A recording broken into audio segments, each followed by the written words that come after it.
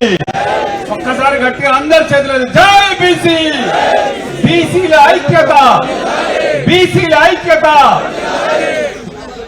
ఈనాడు రాష్ట్రం నలుమూలల నుంచి బీసీపీఎఫ్ ఆధ్వర్యంలో సభాధ్యక్షులు కుమార్ గారు పిలుపు మేరకు రాష్ట్రం 119 నియోజకవర్గాల నుంచి స్వచ్ఛంద కదిలి వచ్చినటువంటి సబ్బండ వర్గాలు, వెనుకబడిన తరగతి బీసీ కులాలందరికీ ఇక్కడికి వచ్చిన పేరు అందరు కూడా పేరున హృదయపూర్వక నమస్కారాలు తెలియజేస్తున్నాము. ఇది మనకు ఖచ్చితంగా బీసీలో ఒక చరిత్రలో ఇది ఒక మలుపురాయిగా మారనుంది. ఇందాకే ఒక సోదరుడు మన అక్క మాట్లాడింది, అక్క మనలో ఉత్తేజం నింపింది, ఫైర్ నింపింది. ఆమెకు నిజంగా కూడా ధన్యవాదాలు అక్క. ఈ 42% డిక్లరేషన్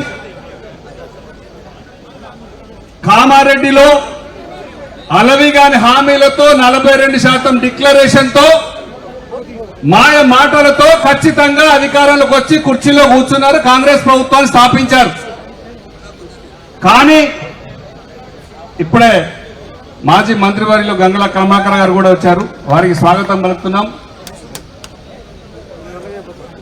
కుర్చీలో కూర్చో ప్రభుత్వం వచ్చిన దగ్గర నుంచి మొదలు ఈ రోజు వరకు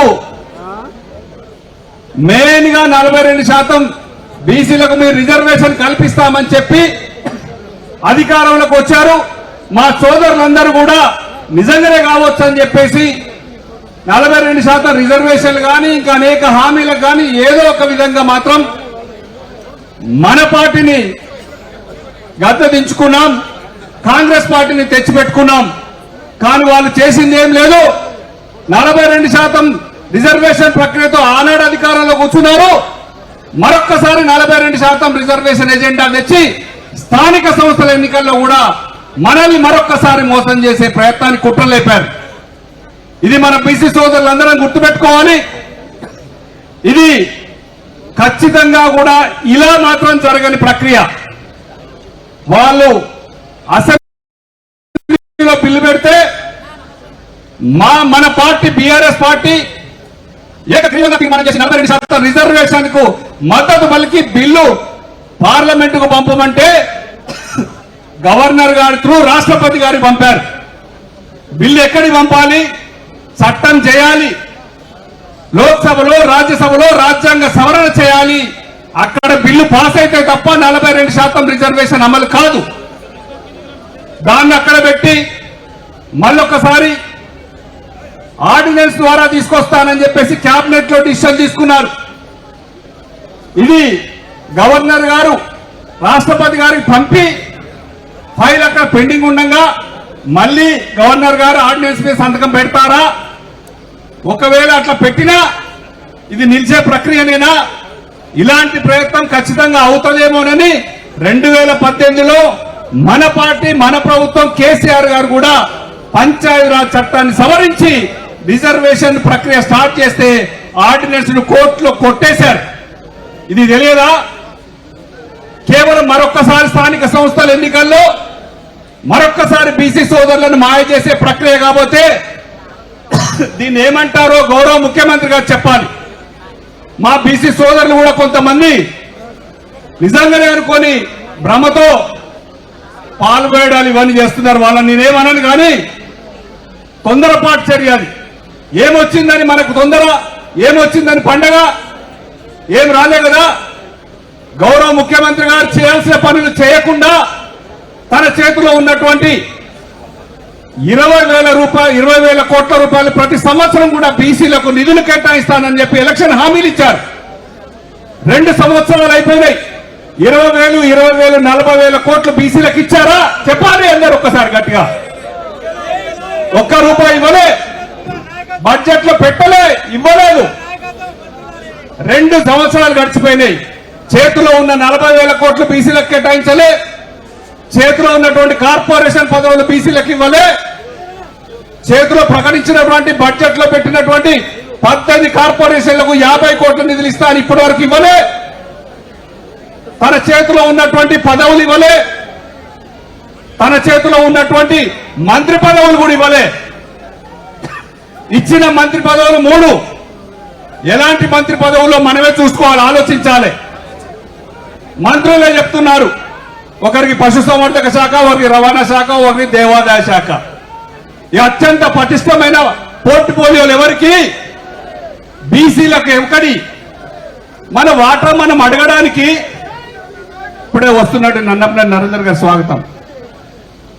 బీసీలో వాస్తవంగా ప్రభుత్వాలు ఉన్నది మీరే కులగణన చేశారు. మొన్నటిదాకా మీరే కులగణన చేశారు. మీరే చెప్పారు మీరు 46% అని, ముస్లిం సోదరులతో కలిస్తే 56% అని. గతంలో 52% ఉంది 2014లో బీసీలు. మీ జనాభా లెక్కలలో 22 లక్షల మందిని మాయం చేశారు. అది లెక్కనే లేదు, అదొక తప్పుడు లెక్క. మీరు చెప్పిన 56% అయితే ఎస్సీలకు 18%, ఎస్టీలకు 12%, ఇక మిగిలినది 13% మీరు లెక్క చూపించారు ఓసీలందరికీ. మరి మా వాటా మాకు మేము ఎంత ఉంటో అంత ఇచ్చేదానికి అసలు ఈ గొడవలన్నీ ఎందుకయ్యా? మాది మాకు ఇచ్చారు ఈ ప్రభుత్వాలు. కేంద్ర ప్రభుత్వం ఏమో ఒక బీసీ ప్రధానమంత్రిగా ఉంటాడు, ఆయన ఒక బీసీ పోర్ట్ఫోలియో ఒక శాఖనే పెట్టాడు. మా 8 మంది లోక్సభ సభ్యులు గట్టిగా అడగాల్సింది మనం అడగం. 8 మంది కాంగ్రెస్ లోక్సభ సభ్యులు ఉంటారు, వాళ్ళు అడగారు. అనునిత్యం కొట్లాడేది బీఆర్ఎస్ పార్టీ కేసీఆర్ గారి నేతృత్వంలోనే లోక్సభలో అయినా రాజ్యసభలో అయినా కొట్లాడేది బీసీల కోసం. నీళ్లు నిధులు నియమాల కోసం పుట్టిందే, తెలంగాణ రాష్ట్రం కోసం పుట్టిందే బీఆర్ఎస్ పార్టీ కేసీఆర్ గారి నేతృత్వంలోనే బీసీలకు న్యాయం జరిగింది, మళ్ళీ న్యాయం జరుగుతుంది తప్ప ఇది కేవలం మసిపూసి మాయకాయ చేయడం తప్ప ఇదేం లేదు. ఎట్టి పరిస్థితుల్లో కూడా ఈ బిల్లు నిలవదని తెలిసి బిల్లు పెట్టారు. కులగణనలో తక్కువ, కార్పొరేషన్ పదవులు ఇవ్వరు. ఇంకా ఉన్నటువంటి 3 పదవులు 75 ఏళ్ల స్వాతంత్రం సిద్ధించిన తర్వాత ఒక యాదవ సోదరుడు ఉన్నాడు మంత్రివర్గంలో, ఒక మున్నూరు కాపు ఉన్నాడు, ఒక ఎస్టీ లంబాడా మిత్రులు ఉండరు, ఒక ముస్లిం సోదరులు ఉండరు. మరి ఏం పోర్ట్ఫోలియో, ఏం మంత్రివర్గం, ఏం న్యాయం చేస్తున్నారు మీరు బీసీలకు? ఇంకెట్లా నమ్మాలి? బీసీ సోదరులందరూ గుర్తుపెట్టుకోవాలి, ఇది ఓన్లీ మన పార్టీ నుంచి మనల్ని విడదీసే కుట్ర. ఒకసారి కామారెడ్డి డిక్లరేషన్ తర్వాత చేశారు మన బీసీ సోదరుడు, ముఖ్యమంత్రి సిద్ధరామయ్య ద్వారానే మేము అమలు చేస్తామని చెప్పించారు. ఇప్పుడు ఉన్నటువంటి అక్కడ ఉన్నటువంటి అన్న బీసీ శాఖ మంత్రి గారు పొన్నం ప్రభాకర్ అన్న గారు కానీ మహేష్ గౌడ్ అన్న కూడా మీరు బీసీ సోదరులే, మా అన్నలే, మీరు ఖచ్చితంగా కొట్లాడాల్సిన అవసరం మీ దగ్గర మీకుంది. ఇప్పుడు ఈ ఆర్డినెన్స్ ఇస్తుందా? మీరే చెప్తున్నారు ఒక పక్కన, నేనైతే చట్టంలో ఆర్డినెన్స్ ఇస్తాను కానీ కోర్టుకు ఎవరిని పోకుండా మీరే చూసుకోవాలని అంటారు. అంటే దాని అర్థం ఏంటి? కోర్టుకు పోకుండా మీరే కాపలా కావాలి, మీరే చూసుకోవాలి, వాళ్ళు ఇంటి ముందు సావటప్పు కొట్టాలంటారు. అంటే ఇది అయ్యే పనా? ఇది జరిగే పనా? కాదు. కానీ మేమైతే ఆర్డినెన్స్ ఇస్తాం. ఇది ఖచ్చితంగా మీరు చెప్పినట్టు మీరు 100 మంది ఎంపీలు ఉన్నారు కాంగ్రెస్ పార్టీ నుంచి, మీరు లోక్సభలో బిల్లు పెట్టే విధంగా ఫోర్స్ చేయండి. మా బీసీలో మా బీఆర్ఎస్ పార్టీ లోక్సభ సభ్యులు ఖచ్చితంగా కేసీఆర్ గారు మాకు ఎప్పుడో దిశానిర్దేశం చేశారు. బీసీల కోసం 42% అసెంబ్లీలో బిల్లు పెడితేనే ఏకగ్రీవంగా తీర్మానం చేసిన పార్టీ మేము లోక్సభలో సపోర్ట్ చేయమా? ఖచ్చితంగా రాష్ట్రపతి గారి దగ్గర తీసుకుపోండి వస్తాం, ప్రధానమంత్రి గారి దగ్గర తీసుకుపోండి వస్తాం. ఎక్కడికి పోయినా ఏదైనా బీసీల కోసం బీఆర్ఎస్ పార్టీ బీసీలందరం కూడా ఖచ్చితంగా మనం కొట్లాడి సాగించుకోవాల్సిన అంశాలు ఉన్నాయి. ఖచ్చితంగా కూడా చట్టసభల్లో విద్యా ఉద్యోగాల్లో మీరిచ్చిన హామీ నిలబెట్టేదాకా 420 హామీలతో కూడా దాంట్లో కూడా మా బీసీలకే అన్యాయం జరుగుతుంది.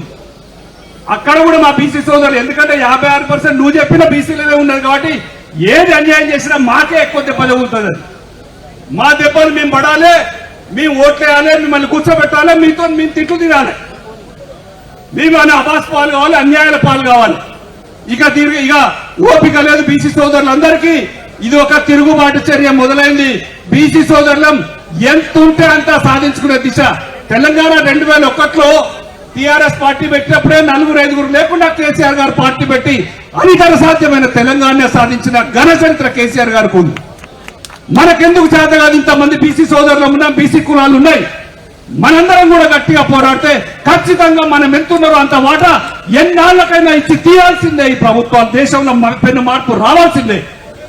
ఎప్పుడు ఇస్తారు? బీజేపీ వారు కూడా నేను అడుగుతున్నాను. 33% మహిళా రిజర్వేషన్ చేసి పెట్టారు. మహిళా రిజర్వేషన్ చేయాలంటే కూడా మీరు ఖచ్చితంగా బీసీల కులగణన చేయాల్సిందే. ఖచ్చితంగా మీరు చేసి అమలు చేయాల్సిందే. దీన్ని కూడా బీసీ ఓబీసీ రిజర్వేషన్ ఖచ్చితంగా అమలు చేస్తేనే మహిళా రిజర్వేషన్ అవుతుంది. మా మహిళా సోదరులు కూడా చాలా యాక్టివ్ గా ఉన్నారు. డీలిమిటేషన్ లోనైనా ఏదైనా బీసీలపై మనం ఎక్కువగా జాగ్రత్తగా ఉండాలి. మనం మన పార్టీలు కాపాడుకుంటూనే మన బీసీల సంఘటిత శక్తిని నిరూపించాల్సిందా. ఇది ఒక మంచి అవకాశం దొరికింది. ఇక్కడికి వచ్చినటువంటి అందరికీ మరొక్కసారి బీసీ కుల సోదరులందరికీ అన్నదమ్ములందరూ కూడా పేరు పేరున హృదయపూర్వక నమస్కారాలు, ధన్యవాదాలు. జై బీసీ, బీసీల ఐక్యత, జై తెలంగాణ.